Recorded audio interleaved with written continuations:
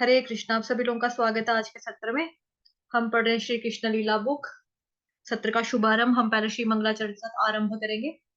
ओम अज्ञानतिमिरान्धस्य ज्ञानाञ्जन शलाकया चक्षुरुन्मिलितं येन तस्मै श्री गुरुवे नमः। श्री चैतन्य मनोभीष्टं स्थापितं येन भूतले स्वयं रूपः कदा मह्यं ददाति स्वपदान्तिकम्। वन्देऽहं श्रीगुरुः श्रीयुतपदकमलं श्रीगुरुन् वैष्णवांश्च श्रीरूपं साग्रजातं सहगण रघुनाथान्वितं तं सजीवम् साद्वैतं सावधूतं परिजनसहितं कृष्ण चैतन्य देवं श्रीराधा कृष्ण पादान् सहगण ललिता श्रीविशाखान्वितांश्च नमः ओम विष्णुपादाय कृष्णप्रेष्ठाय भूतले श्रीमते भक्ति वेदांत स्वामिन्निति नामिने नमस्ते सारस्वते देवे गौरवाणी प्रचारिणे निर्विशेष शून्यवादी पाश्चात्य देश तारिणे नमो महावदन्याय कृष्ण प्रेम प्रदायते कृष्णाय कृष्ण चैतन्य नामने गोत्विषे नमः। हे कृष्ण करुणा सिंधो दीनबंधो जगतपते गोपेश गोपिका कांत श्री राधा कांत नमोस्तुते तप्त कांचन गौरांगी श्री राधे वृंदावनेश्वरी वृषभानुसुते देवी प्रणमामि हरिप्रिये वाञ्छाकल्पतरुभ्यश्च कृपा सिन्धुभयेव च पतितानां पावनेभ्यो वैष्णवेभ्यो नमो नमः।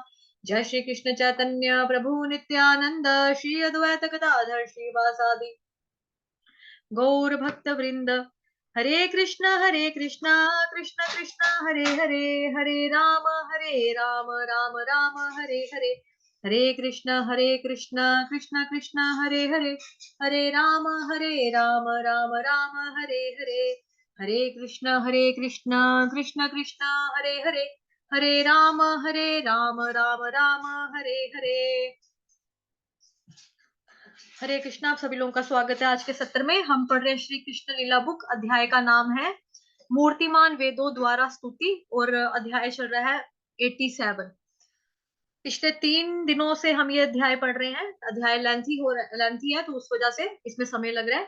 हो सकता है आज ये चैप्टर खत्म हो जाएगा हमारा।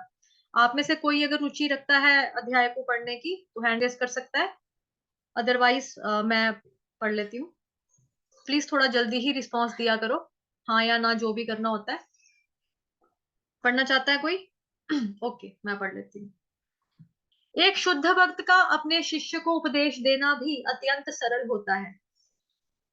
शुद्ध भक्त के पद चिन्हों का अनुसरण करने में किसी को कठिनाई नहीं होती है। जो कोई भी ब्रह्मा जी, शिव जी, चारों कुमारों, मनु, कपिल, राजा प्रहलाद, राजा जनक, शुकदेव गोस्वामी, यमराज आदि भगवान के महान भक्तों की गुरु परंपरा का अनुसरण करता है, उसे मोक्ष के द्वार सरलता पूर्वक प्राप्त होते हैं।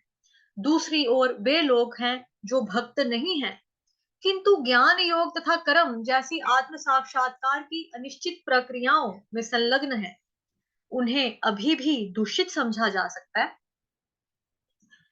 दूषित व्यक्ति यद्यपि आत्म साक्षात्कार में प्रगतिशील प्रतीत होते हैं, तथापि वे स्वयं को भी मुक्त नहीं कर सकते हैं। फिर उनका अनुसरण करने वाले अन्य लोगों का तो कहना ही क्या।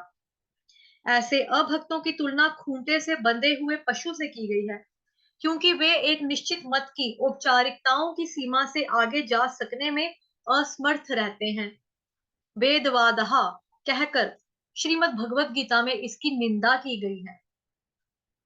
वे यह नहीं समझ सकते कि वेद प्रकृति के भौतिक गुणों यानी कि रजस, तमस और सत्गुण की गतिविधियों के विषय में बताते हैं।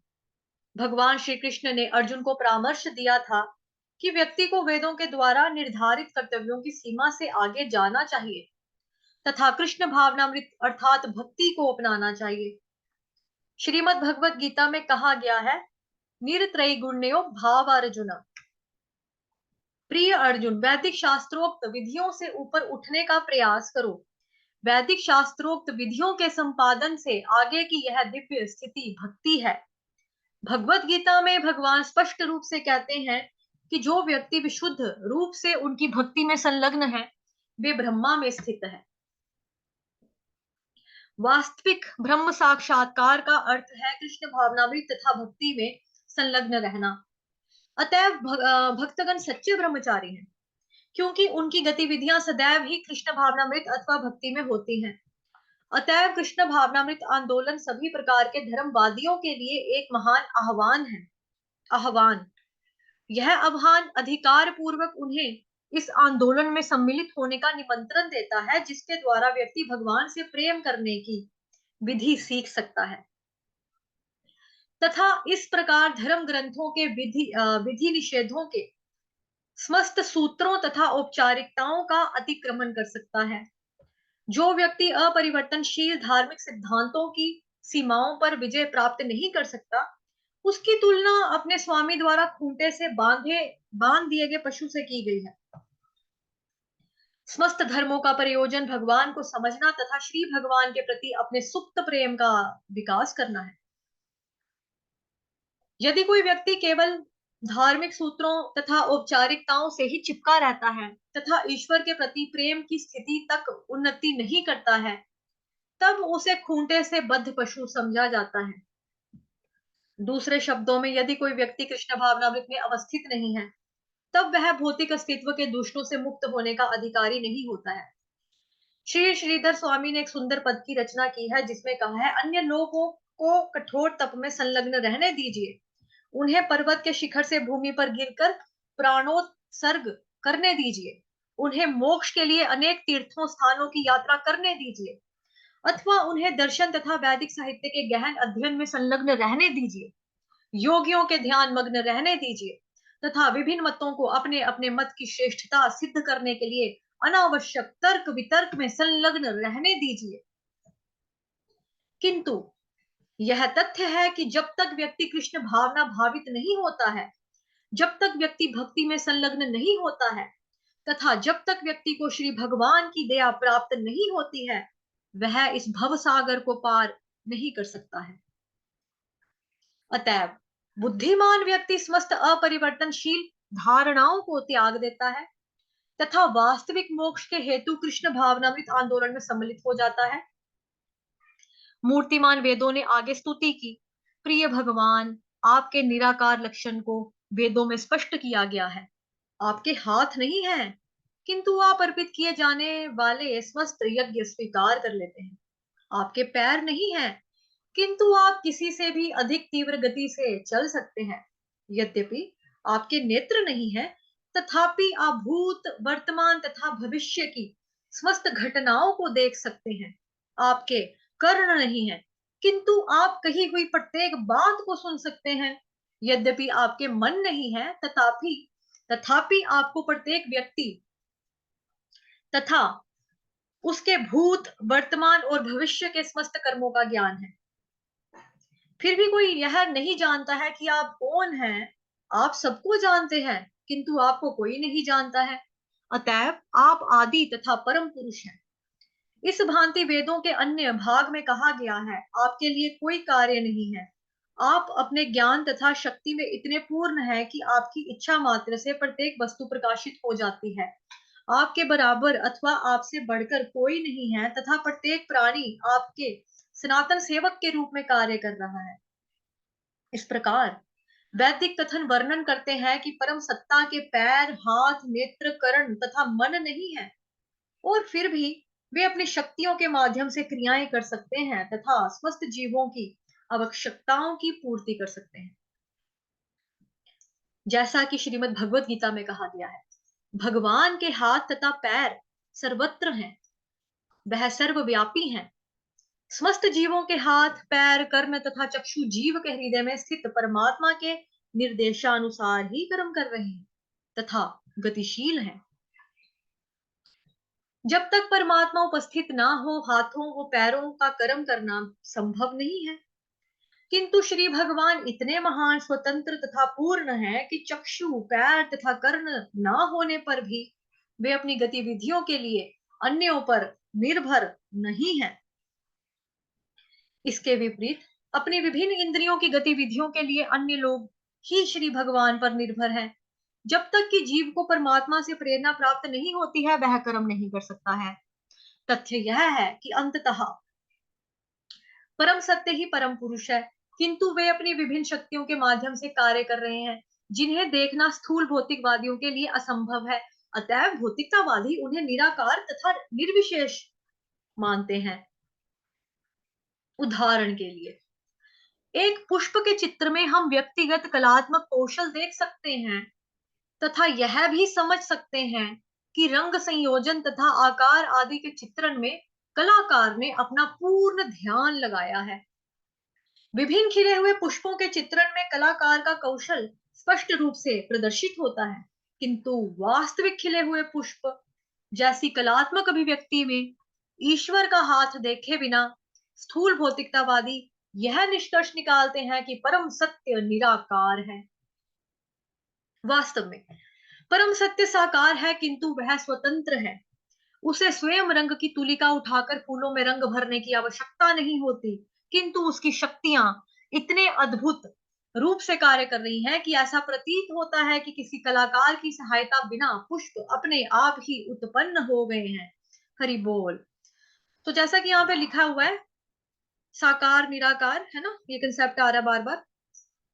फूल जो है, जो हमको दिखाई देता है, वो बेसिकली साकार रूप में है, लेकिन उसकी जो खुशबू है वो निराकार है, उसका कोई रूप नहीं है, खुशबू का कोई रूप नहीं है, लेकिन फूल का तो है। सिमिलरली जो हम देखते हैं धूप, सूरज जो चढ़ता है ना, सूरज देवता, सूरज को हम देखते हैं, उसका आकार है कि हाँ, हमको इतनी दूर से नजर आता है कि गोल है। दैट मीन्स कि अगर कभी सूरज बादलों में छिपा हो, कभी आधा भी प्रतीत होगा, कभी ग्रहण लगता है तो छोटा सा काला सा भी दिखता है, दाग जैसा, है ना, तो इनके आकार तो नजर आ रहे हैं, तो दैट मीन्स कि ये साकार रूप में है सूरज। लेकिन सूरज की जो धूप की किरणें आ गई, जो उसका प्रकाश हो गया, प्रकाश, है ना, वो निराकार रूप में है। लेकिन समझने वाली बात यह है कि साकार है तो ही निराकार है, मतलब साकार से ही निराकार निकलता है, निराकार से कभी साकार नहीं निकलता, लेकिन साकार से निराकार निकलता है। ठीक है, चलिए आगे पढ़ते हैं। यहां से पढ़ना है। अल्प बुद्धि मानव ही परम सत्य के निराकार दृष्टिकोण को स्वीकार करते हैं, क्योंकि जब तक व्यक्ति भगवान की सेवा में संलग्न नहीं होता है, वह परमेश्वर की कार्य विधि को नहीं समझ सकता है, वह उसके नाम को भी नहीं जान सकता है, उनकी गतिविधियों तथा व्यक्तिगत लक्षणों के विषय में प्रत्येक बात भक्त के सम्मुख उसकी भक्ति की प्रवृत्ति के माध्यम से ही प्रकट होती है। वो श्रीमद् भगवत गीता में यह स्पष्ट रूप से कहा गया है। क्या कहा गया है? भोक्ताराम यज्ञ तपसाम, ठीक है, भोक्ताराम यज्ञ तपसाम, ये है 5th चैप्टर का, ठीक है, 5th चैप्टर का है ये। और कौन बताएगा श्लोक नंबर, कौन है, कौन सा श्लोक है, कौन बताएगा? हैंड रेस कर सकता है कोई? एक ने हैंड रेस किया हुआ ऑलरेडी, वो बुक पढ़ने के लिए आई थिंक किया है, बट अभी मैं आपको देती हूँ चांस माता जी पढ़ने के लिए। चलो पूरा श्लोक गा देती हूँ। भोक्ताराम यज्ञ तपसाम सर्वलोक महेश्वरम सुहृदम सर्वभूतानां ज्ञात्वा माम शांति मृच्छति। जिसको हम बोलते हैं कि ये वाला जो श्लोक है बेसिकली श्रीमद् भगवत गीता का, इसको हम बोलते हैं शांति सूत्र। जो ये वाला श्लोक है, इसको शांति सूत्र के नाम से जाना जाता है। क्यों जाना जाता है? कौन बताएगा? हैंड रेस करेगा कोई, जिन्होंने पढ़ा हुआ ऑलरेडी पहले। कुछ बच्चे हैं यहाँ पे ग्रुप में जिनको ऑलरेडी मैंने लर्न भी करवाया हुआ है श्लोक और अच्छे से चर्चा भी की है। ओके, गुड गुड, शाबाश। आप ही का हैंड उठने का वेट कर रही थी मैं, माता जी। हाँ जी, गाओ, बताओ।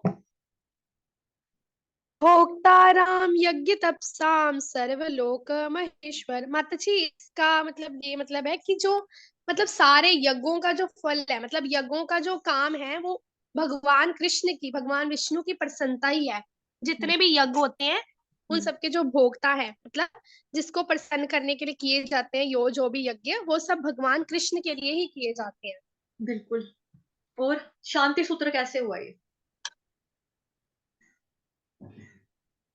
जी, शांति सूत्र इसलिए क्योंकि हम्म अगली लाइन क्या है? अगली लाइन क्या है श्लोक की? ये तो पहला और दूसरा चरण हो, सर्वलोक। ये दूसरा चरण हो गया, सर्वलोक महेश्वरम सेकंड चरण हो गया, तीसरा चरण क्या है? कोई और बताएगा? माता मानसी जी अभी माता जी ने बोला सही बताया कि श्लोक नंबर 5.5। ज्ञात्वा शांति, ज्ञात्वा शांति मृच्छति। हाँ, इसका तो मतलब हो गया कि जो ये ज्ञान जान गया उसको शांति शांति मिलेगी, लेकिन क्या जाना? मिलती है। बीच में एक और थर्ड चरण मिसिंग मिसिंग है अभी भी माता जी। Fill in the blanks. जी थर्ड जी चरण मिसिंग है।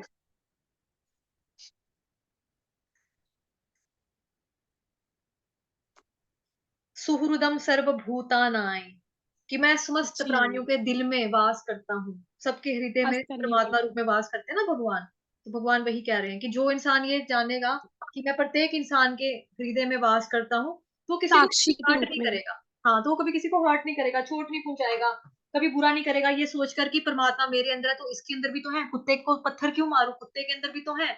मछली को मारकर क्यों खाऊं, मछली के अंदर भी तो है। चिकन या मटन क्यों खा लें, क्यों इसकी गर्दन मरोड़ दूं मैं चूजे बेचारे की, मतलब मुर्गी की, इसके अंदर भी तो है। तो जब कोई इस चीज का अनुभव करने लगता है, इस चीज को महसूस करता है, समझ जाता है बेसिकली इस पॉइंट को, तो फिर ये जो बेसिकली श्लोक है ये शांति सूत्र है, कि जिसको अगर शांति चाहिए तो ये पढ़ेगा। तो क्योंकि वो उसका फिर कोई दुश्मन बैरी, किसी से इच्छा ये ईर्ष्या द्वेष नहीं रखेगा ना वो व्यक्ति। वो जान जाएगा कि जो कुछ भी संसार में अगर कोई यज्ञ हो रहा है, अगर हम कुछ भी कर रहे हैं तो भगवान की तपस्या के लिए कर रहे हैं। भगवान की जो भी हम तपस्या कर रहे हैं, भगवान की भगवान को फल देने के लिए कर रहे हैं। उसको भोग करने वाले जो इंजॉयर है, भोक्ताराम। भोक्ताराम क्या हो गया? जैसे हम लोग भोग करते हैं, हम लोग सोचते हैं हाँ हम चाट पापड़ी खाएंगे, आज मशरूम मटर खाएंगे, गोलगप्पा खाएंगे तो हम भोग करेंगे, पिज्जा खाएंगे हम भोग करेंगे। लेकिन वास्तव में भोक्ताराम कौन है? सुप्रीम कंट्रोलर, सुप्रीम इंजॉयर भगवान कृष्ण खुद है। किस चीज के? सभी चीजों के, सभी प्रकार के यज्ञ के, सभी प्रकार के यज्ञ के, और सभी प्रकार की तपस्याओं के फल के, सभी प्रकार के तपों के फल का क्या करते हैं? वो भोग करने वाले। जब इंसान भोग करता है तो क्या होता है? प्रसन्न होता है, खुश होता है। तो हम जो कुछ भी करते हैं भगवान की प्रसन्नता के लिए करते हैं। और दूसरी पॉइंट भगवान क्या बता रहे हैं यहाँ पे? सर्वलोक महेश्वरम, कि भाई मैं जो हूं ना, सभी लोकों का स्वामी हूँ। 14 तरह के लोक हैं, 14 टाइप्स ऑफ लोक है ना यहाँ पे। अभी हम बीच में हैं, हमसे नीचे भी लोग हैं, हमसे ऊपर भी लोग हैं। तो भगवान हर एक लोक के स्वामी है, सभी लोगों के स्वामी है। देवलोक के स्वामी हैं, हर एक लोक के स्वामी भगवान है। मृत्यु लोक के स्वामी है, तप लोक के स्वामी भगवान है, ब्रह्म लोक के स्वामी स्वामी भगवान है, जन लोक के स्वामी, मतलब कि 14 तरह के लोग हैं, सबके स्वामी। सर्व, सर्व मतलब सभी। लोक मतलब लोकास के बारे में बता दिया मैंने, लोक क्या है। महेश्वरम, महेश्वरम किससे बना? संधि विच्छेद अगर हम इसको करें, महा प्लस ईश्वर, महा ईश्वर। मैं सबका महा ईश्वर हूँ, सभी का स्वामी हूँ, सभी का बॉस हूँ, सभी का उस्ताद हूँ। मतलब उस्ताद और स्वामी जो ये उस्ताद और बॉस शब्द तो भौतिक हो गए, लेकिन स्वामी, ठीक है। तो ये भगवान कृष्ण की स्थिति है। भगवान जी ये हैं जो हर एक चीज के इंजॉयर हैं, सभी के भगवान हैं। फिर भगवान क्या कहते हैं कि सुहृदम सर्वभूतानाई, मैं सभी इंसानों के दिल में, सुहृदम दिल के अंदर वास करता हूँ। तो जो इंसान ये चीज समझ जाएगा फिर उसको शांति सूत्र हो जाएगा, मतलब कि शांति सूत्र मिलेगा उसको ये वाला। तो शांति का ही अनुभव करेगा। तो इसको बोला जाता है पीस फार्मूला। ठीक है। बाकी विनीता माता जी आपने हैंड रेस किया था पढ़ने के लिए, पढ़ लो आप। मैं अपने आप को म्यूट करती हूँ, आप पढ़ लो। हरे कृष्ण माता जी, दंडवत प्रणाम। इस प्रकार यही भगवान की स्थिति है। यद्यपि वे वृंदावन में उपस्थित हैं तथा अपने सनातन संगियों, गोपियों तथा ग्वाल बालों के सानिध्य में दिव्य सुख का भोग करते हैं, तथापि उनकी शक्तियां उनके निर्देशन में संपूर्ण सृष्टि में कार्य कर रही हैं। वे उनकी सनातन लीलाओं में व्यवधान नहीं डालती हैं। भक्ति के माध्यम से ही व्यक्ति यह समझ सकता है कि अपनी अचिंत्य शक्तियों के द्वारा श्री भगवान किस प्रकार एक ही साथ निराकार तथा साकार रूप में कार्य करते हैं। वे ठीक एक सम्राट की भांति कार्य कर रहे हैं तथा उनके अंतर्गत हजारों राजा तथा मुखिया कार्य कर रहे हैं। श्री भगवान परम स्वतंत्र नियंता है तथा ब्रह्मा जी, शिव जी स्वर्ग के राजा, इंद्र चंद्र लोक के राजा तथा सूर्य लोक के राजा सहित समस्त देवता उनके निर्देशन में कार्य कर रहे हैं। वेदों में इस बात की पुष्टि की गई है कि श्री भगवान के भय के कारण ही सूर्य चमक रहा है, पवन बह रही है तथा अग्नि ताप वितरित कर रही है। भौतिक प्रकृति समस्त प्रकार की चल तथा अचल वस्तुओं का उत्पादन कर रही है, किंतु उनमें से कोई भी स्वतंत्र रूप से परमेश्वर के निर्देशन के बिना ना तो कुछ निर्माण कर सकती है, न कार्य कर सकती है। जिस प्रकार सम्राट को वार्षिक कर देने वाली अधीनस्थ राजा होते हैं, उसी भांति वे सब श्री भगवान के सहायक के रूप में कार्य कर रही हैं। वैदिक निर्देशों में कहा गया है कि प्रत्येक जीव श्री भगवान को अर्पित किए गए भोजन के शेषांश को खाकर जीवित रहता है। महान यज्ञों के विषय में विधान है कि यज्ञ के अधिष्ठाता देवता के रूप में श्री नारायण को उपस्थित रहना चाहिए तथा यज्ञ के संपादित होने के पश्चात भोजन का शेषांश देवताओं में वितरित किया जाता है। इसे यज्ञ भाग कहते हैं। प्रत्येक देवता के लिए एक निश्चित यज्ञ भाग होता है जिसे वह प्रसाद के रूप में स्वीकार करता है। इससे ये निष्कर्ष निकलता है कि देवता गण स्वतंत्र रूप से शक्तिमान नहीं है। श्री भगवान के आदेश के अंतर्गत उन्हें विभिन्न अधिकारियों के रूप में नियुक्त किया गया है तथा वे प्रसाद अथवा यज्ञों के शेषांश का भक्षण कर रहे हैं। वे परमेश्वर के आदेशों को ठीक उनके योजना अनुसार कार्यान्वित कर रहे हैं। श्री भगवान पृष्ठभूमि में है तथा अन्य लोग उनके आदेशों को कार्यान्वित कर रहे हैं। ये केवल प्रतीत होता है कि वे निराकार हैं, किंतु वास्तव में ऐसा नहीं है। अपनी पूर्ण रूपेण भौतिकवादी विधि से हम ये सोच भी नहीं सकते कि परमेश्वर किस प्रकार भौतिक प्रकृति की निर्विशेष गतिविधियों से ऊपर है। अतएव भगवान भगवत गीता में स्पष्ट कहते हैं कि उससे श्रेष्ठ कुछ नहीं है तथा उनकी व्यक्तिगत किरणों के प्रकाश के रूप में निराकार ब्रह्म उनके अधीनस्थ रूप में स्थित है। श्रीपाद श्रीधर स्वामी ने इस संबंध में एक श्रेष्ठ पद की रचना की है। मैं भगवान को सादर प्रणाम करता हूँ जो स्वयं भौतिक इंद्रिय विहीन है, किंतु जिनके निर्देश तथा इच्छा के माध्यम से समस्त भौतिक इंद्रियां क्रियाशील है। वे समस्त भौतिक इंद्रियों की परम शक्ति हैं। वे सर्वशक्तिमान हैं तथा वे प्रत्येक कार्य के परम कर्ता हैं। अतः वे सबके उपास्य हैं। उन परम पुरुष को मैं सादर प्रणाम करता हूँ। भगवत गीता में श्री कृष्ण ने स्वयं भी घोषणा की है कि वे पुरुषोत्तम हैं, जिसका अर्थ है परम पुरुष। पुरुष का अर्थ है व्यक्ति तथा उत्तम का अर्थ है परम अथवा दिव्य। भगवान ने भगवत गीता में ये भी कहा है कि समस्त जड़ तथा जीवों से ऊपर होने के कारण वे पुरुषोत्तम नाम से विख्यात हैं। एक अन्य स्थान पर भगवान कहते हैं, जैसे वायु सर्वव्यापी आकाश में स्थित है, उसी भांति प्रत्येक प्राणी उनमें स्थित है और प्रत्येक व्यक्ति उनके निर्देशन में कार्य कर रहा है। मूर्तिमान वेदों ने आगे स्तुति की है, प्रिय भगवान आप सबके प्रति समभाव रखते हैं, किसी विशेष जीव के प्रति आप पक्षपात नहीं करते। आपके अंश के रूप में जीव जीवन की विभिन्न दशाओं में सुख अथवा दुख भोगते हैं। वे ठीक अग्नि के सफुलिंग की भांति है। जिस प्रकार प्रज्वलित अग्नि पर सफुलिंग नृत्य करते हैं, उसी भांति समस्त जीव आपके पोषण के भरोसे पर नृत्य कर रहे हैं। आप उन्हें उनकी इच्छित प्रत्येक वस्तु उपलब्ध करा देते हैं, तथापि आप उनकी सुख अथवा दुख की दशा के लिए उत्तरदायी नहीं है। जीव विभिन्न प्रकार के होते हैं, यथा देवता, मानव, पशु, वृक्ष, पक्षी, अन्य पशु, कीड़े मकोड़े, कीटाणु, जलचर, वे सब आप पर आश्रित होने के से सुख अथवा दुख भोग रहे हैं। जीव दो प्रकार के होते हैं, एक वर्ग को नित्य मुक्त कहते हैं, दूसरे वर्ग को नित्य बद्ध कहते हैं। नित्य मुक्त जीव आध्यात्मिक लोक में है तथा नित्य बद्ध जीव इस भौतिक जगत में है।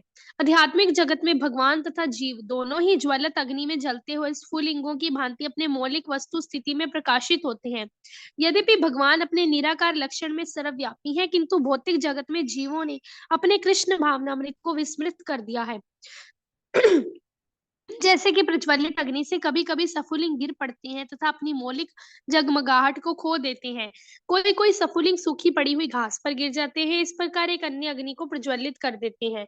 यहाँ पर यह बात शुद्ध भक्तों के संबंध में कही गई है, जो कि दीन एवं निर्देश जीवों पर दयालु हो जाते हैं। शुद्ध भक्त बद्धात्माओं के हृदय में कृष्ण भावनामृत की ज्योति जलाते हैं और इस प्रकार आध्यात्मिक जगत की प्रज्वलित अग्नि भौतिक जगत में भी प्रकाशित हो जाती है।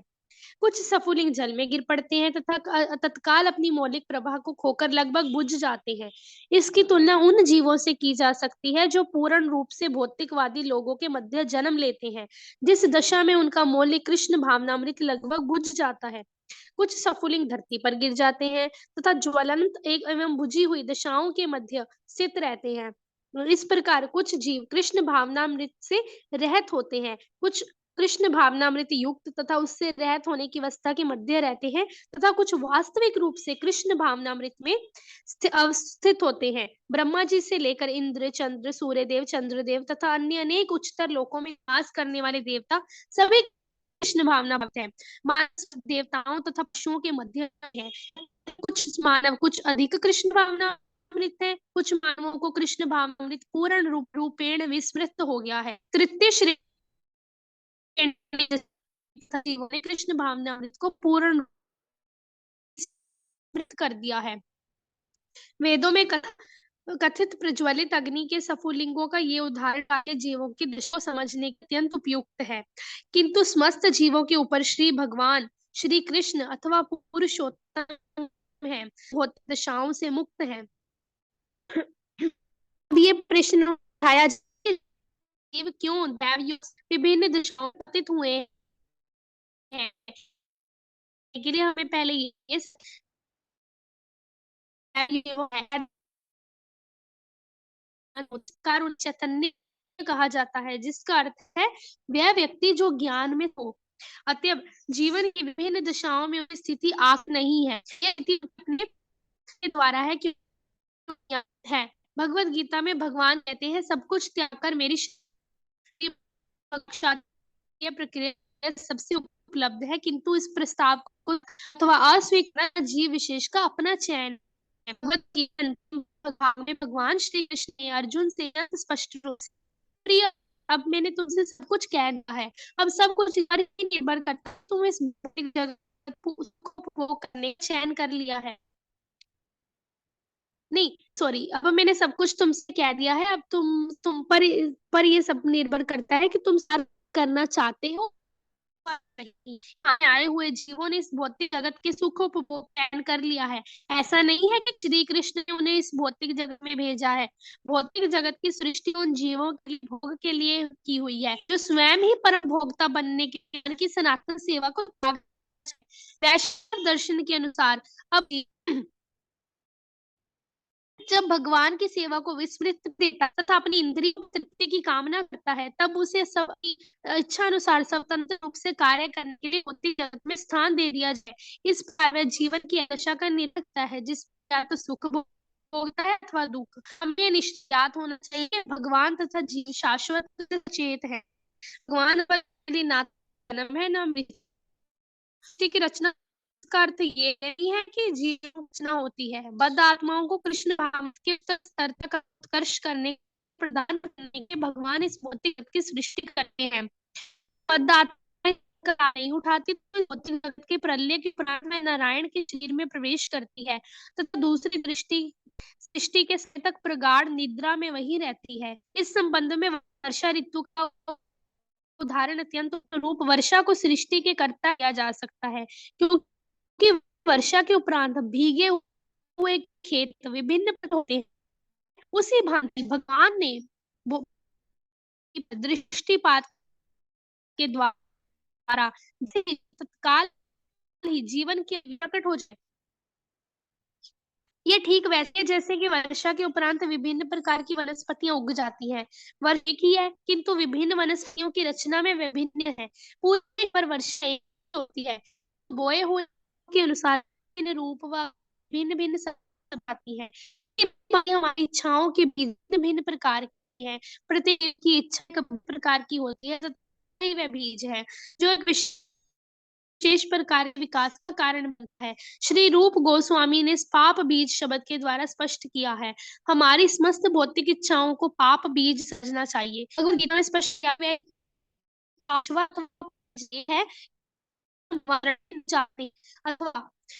भगवद गीता कहते हैं, मैं तुम्हें पाप फल से सुरक्षा प्रदान कर रहा हूं। इन पाप इच्छाओं का विस्तार प्रकार के शरीरों में होता है। अतएव कोई भी परमेश्वर पर यह दोषा नहीं कर सकता कि उन्होंने जीव को एक विशेष प्रकार का शरीर दान किया है, को दूसरे प्रकार का। 84 लाख योनियों के समस्त जीव विशेष के मानसिक दशा अनुसार आते हैं। श्री भगवान चौतम जीवों उनकी इच्छा के अनुसार अवसर मात्र प्रदान करते हैं। ईश्वर प्रदत्त सुविधाओं को जीव कर्म कर रहे हैं।